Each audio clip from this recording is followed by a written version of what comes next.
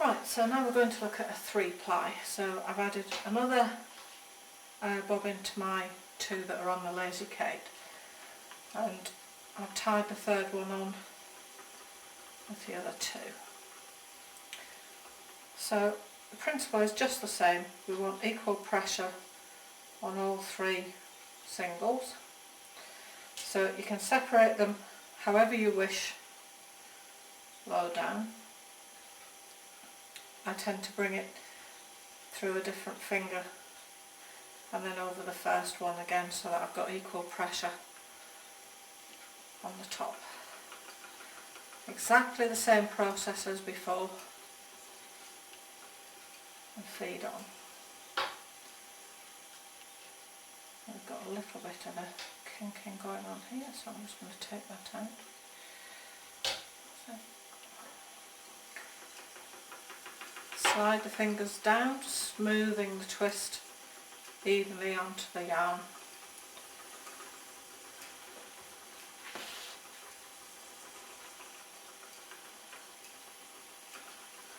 And what I tend to do, particularly if I've got very tightly twisted singles, is to keep my back hand still, push it on with my front hand so that I'm not hauling the singles off the bobbins and creating lots and lots of loose yarn with kinks and twists in it.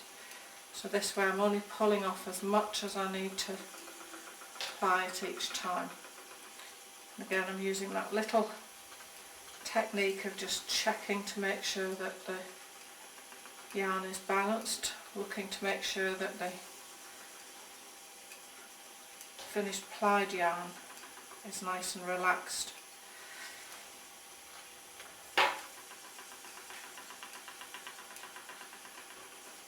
So every length of yarn I do, I slide the fingers back to meet the back hand, let the twist follow evenly over the yarn, check it for relaxed balance, and you can see because I'm doing 3 plies now, it's taking less time, less number of treadles to actually balance this yarn.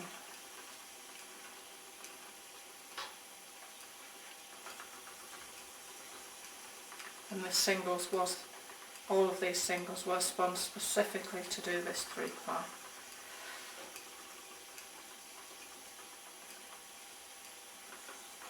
So we have the 3-ply finished, and this is the alpaca, and you can see what a nice rounded yarn it produces. So we've finished doing our 3-ply, and we find that we have some leftover yarn on the bobbin, and this is quite often the case. It's very hard to actually put the same amount of yarn on 3 separate bobbins. So rather than waste this, we're going to carry on with the 3-ply, but this time we're going to produce it from 1 singles, and this is a technique called navajo plying.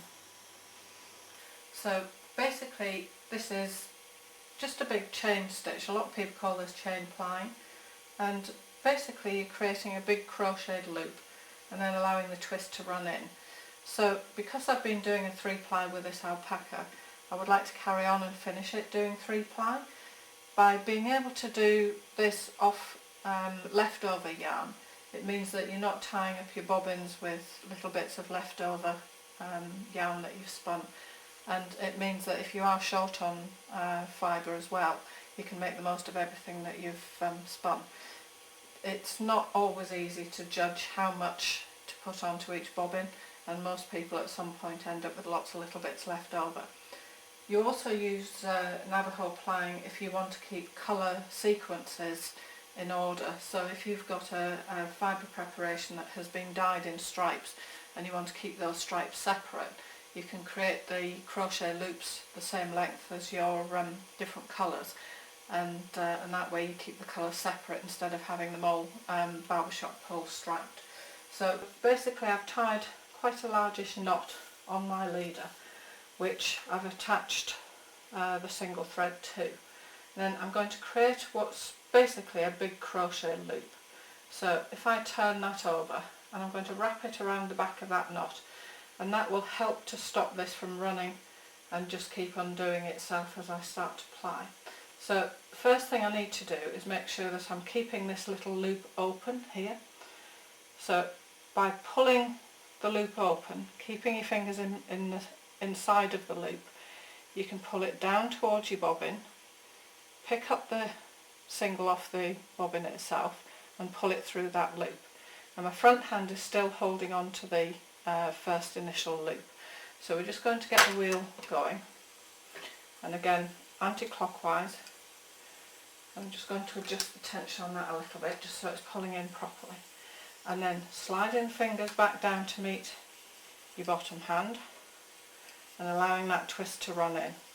Now again, because I want this to be balanced, it's not guesswork, there is a specific amount that needs to go in to actually balance the yarn. So my front hand is stopping the twist from running whilst my back hand is creating the loops. So that's me checking just to make sure it's properly balanced. So the front hand is sliding down the yarn I'm producing and the bottom hand is creating these loops. Now as the twist runs over the little join where the loop comes through itself, once you've gone past that, you're in a safe place because the yarn can't double back on itself and create a nasty little knot. Sometimes if you allow this to run, I see people sometimes doing it this way, and if your fingers slide slightly up here, you can end up with it doubling back on itself there. So by creating this little loop here and using your front hand to control the twist, it stops that from happening. And again, just checking to make sure it's properly balanced. And when I pull off the yarn to create these loops, I'm not yanking it off the bobbin really fast, because all that would do is create lots of little double back sections and I would end up with a big knot that wouldn't actually pull through the loop properly. So keeping it nice and smooth and gentle.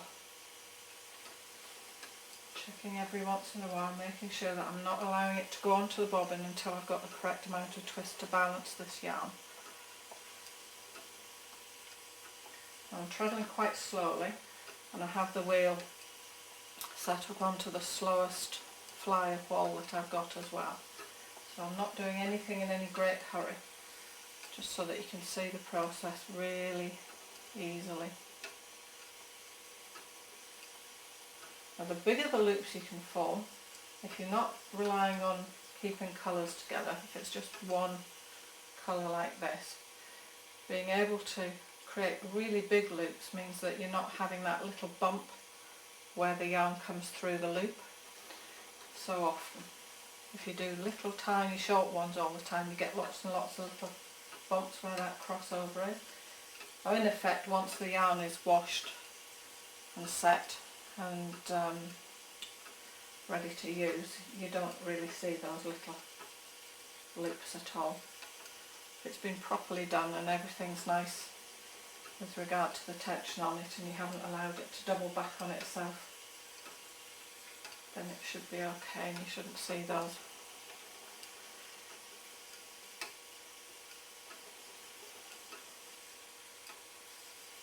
So nicely controlled. There's nothing accidental about this. A lot of people find that when they start Navajo plying, it's very much over twisted because they haven't quite got the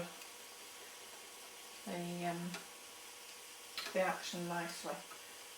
And they're just a little bit panicked and everything's working a little bit too fast for you. As I say, if you keep to the slowest wall, treadle nice and slowly to begin with. Just keep checking that you're balancing it properly. And if you've got a length of your 3-ply that you did previously, you can match this Navajo ply to that 3-ply and it should be the same. Just because it's got that little crossover chain doesn't mean it shouldn't be the same as your ordinary 3-ply. If it's been spun in the same way with the same amount of twist as your singles, then everything should be absolutely fine. One of the things that you might like to avoid when you're doing a bit of Navajo plying is very hairy yarns, things like Wensleydale mohair, that kind of thing, because the cows can lock up in the chain as you pull it through, and also anything that's got huge lumpy bits in them, they don't go through the chain very easily either. So this is basically simple Navajo ply, and you can see my front hand is just sliding down the yarn, letting the twist follow it, so it's becoming nice and even. It's not just jumping any in uneven sections. Checking the balance, just pulling a little off the bobbin each time.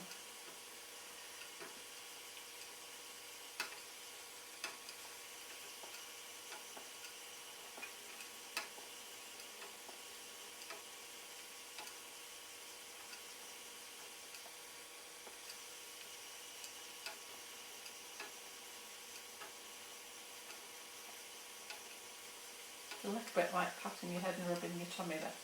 Takes a little bit of coordination.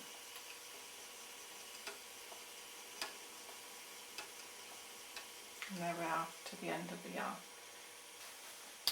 I'm just going to do another little section of this from a different angle, just so that you can see a little bit better what the left hand is doing.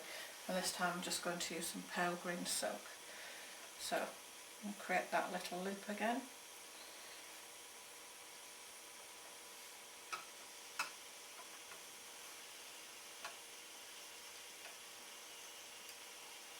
So front hand controlling the twist.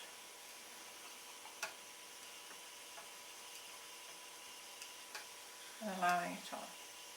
Sliding back, creating the loops,